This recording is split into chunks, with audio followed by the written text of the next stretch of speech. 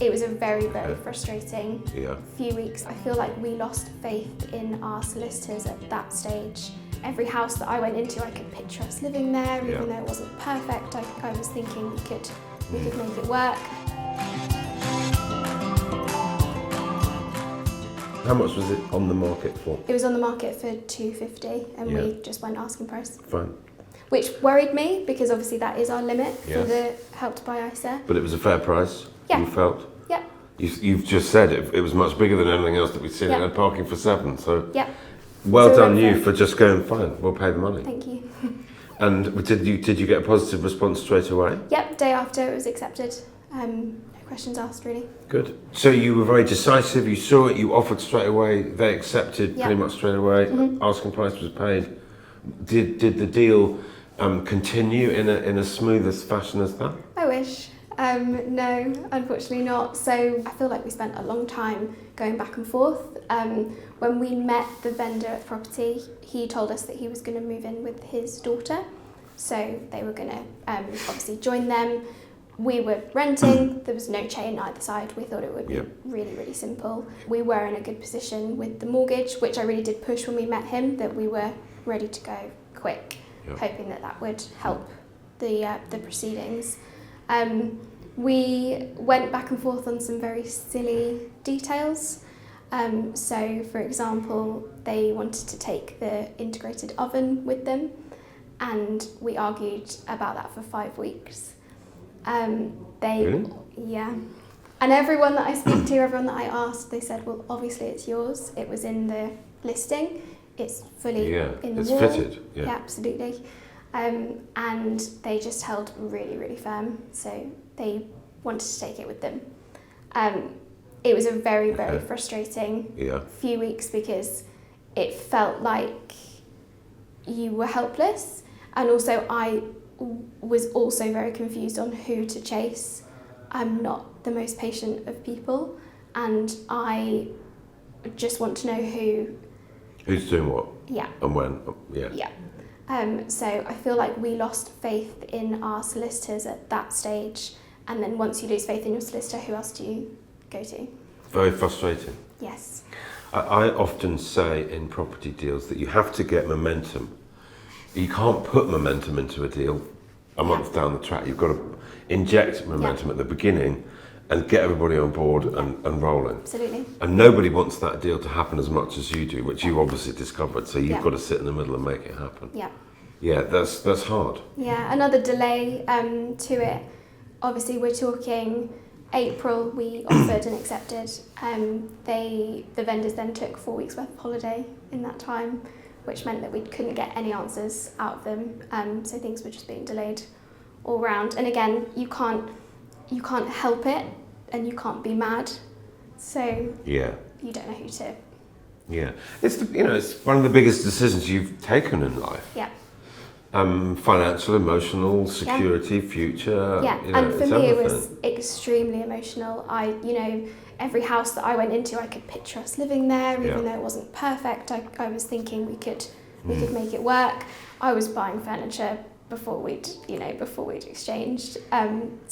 Extremely emotional. How did you deal? Because it sounds like it was a real roller coaster. Yeah. Of nothing happening, and then a little bit, and then stuff that did happen was a bit frustrating when you wanted to take the oven. Yeah. The ups and downs of that would have been it was very, very difficult, but I think for me the worst thing was the weeks when nothing happened. Yeah. And we are in a position where friends or colleagues are buying or looking. A lot of people that we know bought and moved in within the time that we were waiting, and it feels very frustrating that you just don't know where you're at in the process. And no news is bad news. It is bad news. It is absolutely. And when you're in a position when you're renting, it's costing you money. The longer that you're in your rented, it's costing you money that didn't need to be spent. It doesn't sound like you could have done anything different, because they're the person selling, and if they're not giving the information, they go away on holiday. You can't do anything about it. Yeah, I'm still a bit torn on whether their solicitor was very good because they stood their ground, or very bad because they were trying to take something that wasn't rightfully theirs. But I felt like our side bent over backwards a little bit too much. I wanted to be seen as strong and, I don't know, have some power left. And I don't know whether that was to do with our age. We'd obviously been very open that it was our first property, and there felt like a little bit of, they don't know what to expect, so we'll see what we can get away with. But you made it happen. Yes. Which is, you know, a really happy and exciting thing as well. Yeah.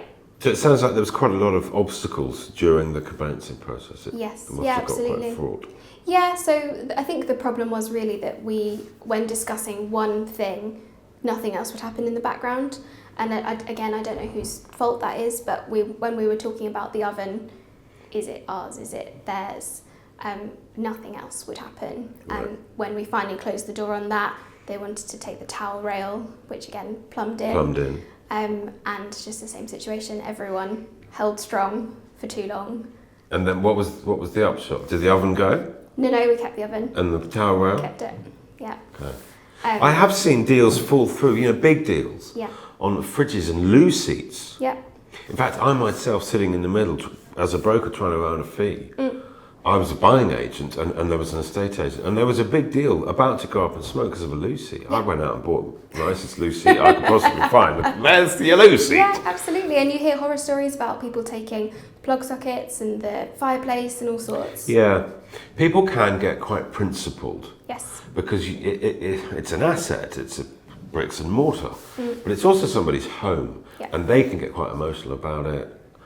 And if it's very easy to upset people on a property deal with no real intention, because there's money and there's emotions tied up, and if someone's upset that you're not treating their home with respect, you know, they may well take the fireplace out. Yeah, completely. And the funny thing was, for us, we didn't look at the oven. We didn't love the oven, but it was ours. We bought it, and they could have very easily replaced it with a different oven, taken theirs that they love so much, and we wouldn't have known. Yes, the strange thing is actually they'd probably do more damage and cost themselves more money by taking one out, taking it with them and putting another one in. Absolutely. And because of all the delays, in the end, we went over a month that we shouldn't have done, in my opinion.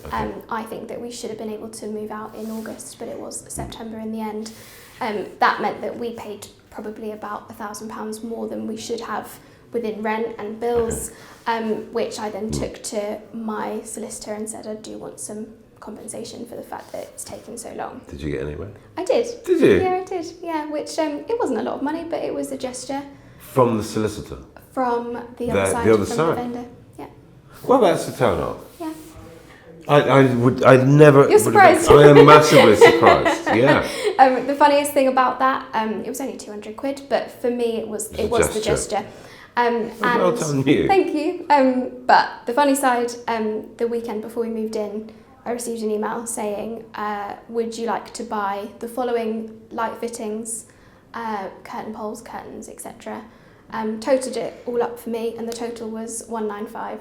So they just wanted their £200 back, and we said no, thank you. But it's funny how people try and get it back eventually. And tell me about your mindset going through that process, which sounds as though it's quite fraught. Back end of 2019. Yeah. Lots of uncertainty in the market. Lots of not really negativity, but uncertainty. Yeah.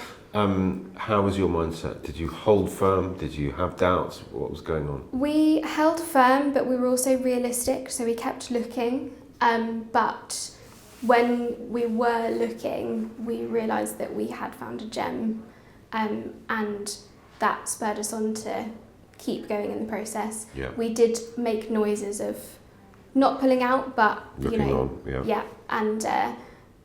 but we knew that we had found the right one for us, and we were going to stick with it. Yeah. I think you need that final card of we will pull out if it doesn't work. But thankfully we didn't have to use it. Because just thinking back to the market conditions at the time you were looking for the house, there wouldn't have been a lot of choice. I mean, there wasn't much going on, was there? No. So people were asking me during that time, you know, what should I do? Should I carry on? Should I stop? Should I buy, sell? And on the buy side, my advice was, if you can find what you like, now's an excellent time to buy it, because someone selling in an uncertain climate which that was, is motivated to do. Otherwise, they wouldn't do it. Absolutely. If you can find what you're Yeah. looking for, then mortgage rates are great. Never been better. Yep. There's not that much competition from other buyers. Then crack on, do a good deal, and be pleased with it. Yeah, completely. And we saw that because the properties that we had seen and not liked would then come back on the market 2 months later, because we were keeping an eye open for such a long time. You'd see properties coming back around.